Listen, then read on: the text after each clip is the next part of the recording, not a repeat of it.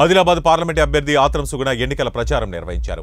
ఈ ప్రచారానికి ముఖ్య అతిథిగా రాష్ట్ర పంచాయతీరాజ్, గ్రామీణాభివృద్ధి మరియు మహిళా సంక్షేమ శాఖ మంత్రి దనసరి అనసూయ, సీతక్క మంచిర్యాల జిల్లాలోని జిన్నారం మండల పరిధిలోని ఇందనపల్లి, కొత్తగూడె, రాంపురం, తిమ్మాపూర్ గ్రామాలలో ప్రచారంలో భాగంగా ఉపాధి హామీ కూలీలతో కలిసి ముచ్చటించారు.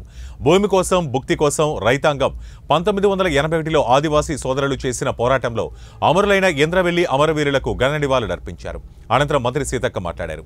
కాంగ్రెస్ ప్రభుత్వం రాష్ట్రంలో అధికారంలోకి వచ్చిన 100 రోజుల్లో మహిళలకు ఉచిత బస్ ప్రయాణం, 500కే గ్యాస్ సిలిండర్, 200 యూనిట్ల ఉచిత విద్యుత్ వంటి అనేక సంక్షేమ పథకాలు అమలు చేశారన్నారు.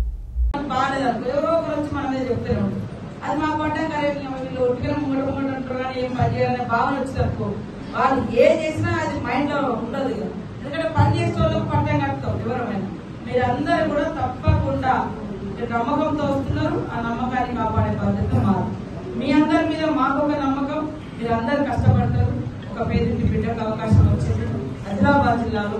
ఇక్కడ నిలబడ్డది ఆత్రం సుగుణ గారు, రాహుల్ గాంధీ అనుకోని ఆయన కోసం ఒకసారి. అదేవిధంగా ఇక్కడ నిలబడ్డది రేవంత్ రెడ్డి నమ్మకం ఆయనకు. ఎందుకంటే ఈ జిల్లా అంటే కూడా అపారమైనటువంటి గౌరవం. ఫస్ట్ ప్రయారిటీ కూడా ఇక్కడే ఇస్తారు. ఎప్పుడు వచ్చినా ఈ ప్రాంతం కోసం ఆలోచిస్తారు. ఫస్ట్ పర్యటన కూడా ఇక్కడే పెట్టుకున్నాడు.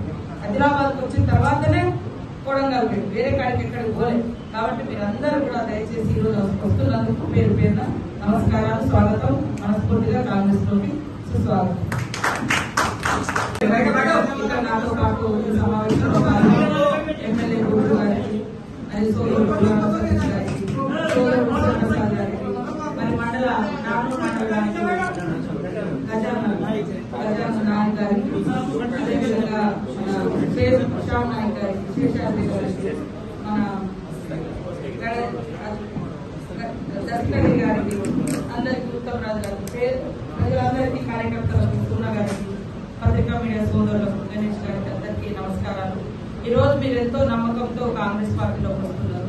మీ నమ్మకాన్ని బొమ్మ చేయకుండా రాబోయేటువంటి పార్లమెంట్ ఎన్నికల తర్వాత, మరి జరగబోయేటువంటి స్థానిక సంస్థల ఎన్నికలు, ఆ రిజర్వేషన్ వాటి ప్రకారం ప్రజలలో మీకుండేటువంటి పలుకుబడిని పరిగణలోకి తీసుకొని రేపు జరిగేటువంటి ఎన్నికలలో మీరు ఇచ్చేటువంటి పని, బూతులలో వచ్చేటువంటి మెజార్టీ మీ నాయకత్వంలో పెంచుకోండి.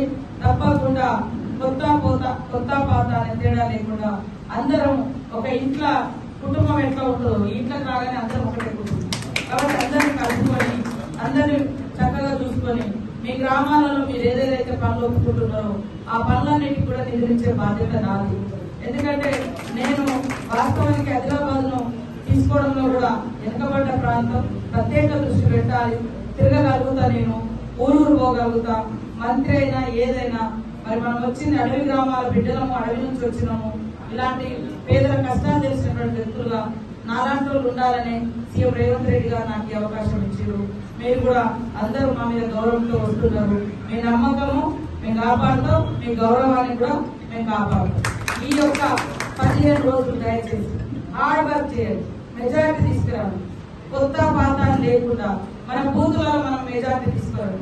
ఇప్పుడు నేను ఇక్కడ ఎంత మంచిగా చెప్పి